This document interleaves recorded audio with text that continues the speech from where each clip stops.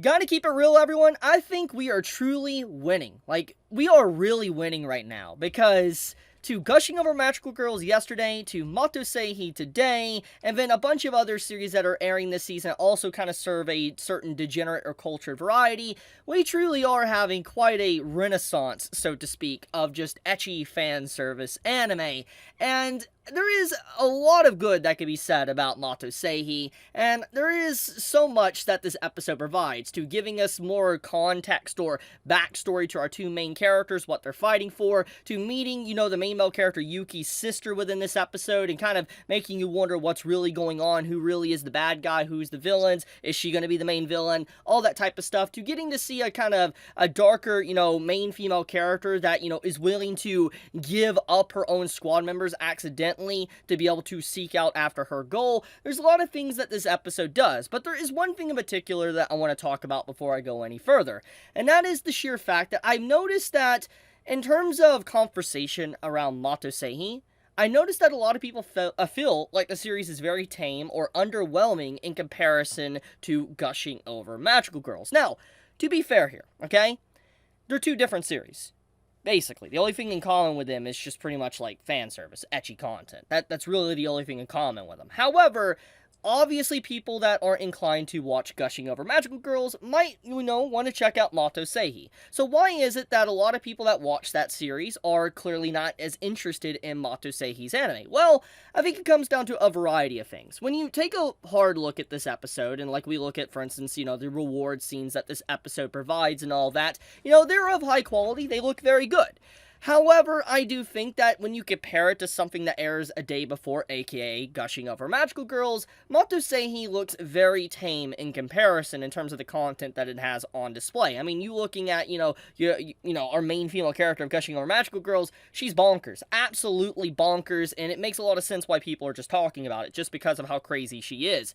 So, when you factor in that, and then this airs a day later, it makes a lot of sense why people are not as inclined to watch it. Now, is it bad? No. And here's another thing I do want to mention. As someone that has read the manga ahead, I'm not up to date, but has read a bit of the manga, the content early on within the series is definitely on a more tamer variety than what it is later on. And I feel like it's a slow, gradual uptick until it finally gets to that point. And so I feel like a lot of people just gotta wait. But I feel it makes a lot of sense why a lot of people aren't as invested within the story because of that, which is a perfect segue to actually talk about the story.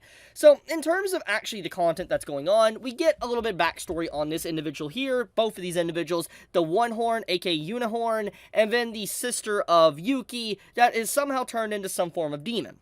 Now, we don't know necessarily how this happened, we just know that she supposedly died and disappeared, and it's clear that she's eating a lot of peaches. It's implied from this episode that she has eaten a lot of peaches, which might be the reason why she's turned more demonic looking, so maybe that's what happens to everyone if they decide to eat more than one peach. But anyways, the point of the matter is that with her introduction, it complicates Yuki's overall relationship within the story with our main cast of characters, because clearly his objective is to be a hero, and to save the day, and wipe out all of, the Shuki and all that. But finding out that, your sister is a part of the Shuki and potentially killing a lot of people, that's going to complicate matters. How are you going to deal with that? What you going to do? How are you going to stop her? Is he going to have to kill her? Is he going to be able to change her mind? There's so many things. Clearly, there is some humanity to her, and there is things that, obviously might be able to change her, but that is still left to be seen. Because at the end of the day, this is the Akame ga Kill offer, and anyone that has read or watched Akame ga Kill knows how a lot of characters' endings typically turn out. Now, I'm not saying that the series is going to end like that, but there is, it makes you wonder, because the offer is capable of doing stuff like that in their story.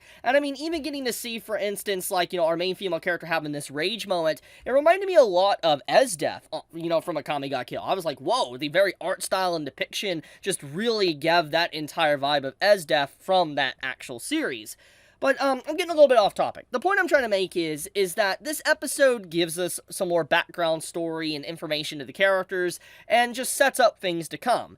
And that's basically about it. It's very tame, very simple, and the fan service for the most part is also very tame, very simple. You got a few pantsu shots, and that's about it. Nothing that you can really say you can write home to and say, wow, this is changing ecchi anime for, ever. That's not necessarily what this is doing. Now, I do think later on it has the potential of doing that, but so far, truthfully, The anime is not as good as the manga. I'm going to be completely blunt. It is not as good as the manga. It is very underwhelming in comparison. Not saying that you shouldn't watch the anime, but that is my general assessment after watching 3 episodes. So yeah, there's my thoughts though. I'm a little bit pressed for time today, guys. I have a lot of stuff I gotta do, personal life stuff, so I can't really dedicate a lot of time.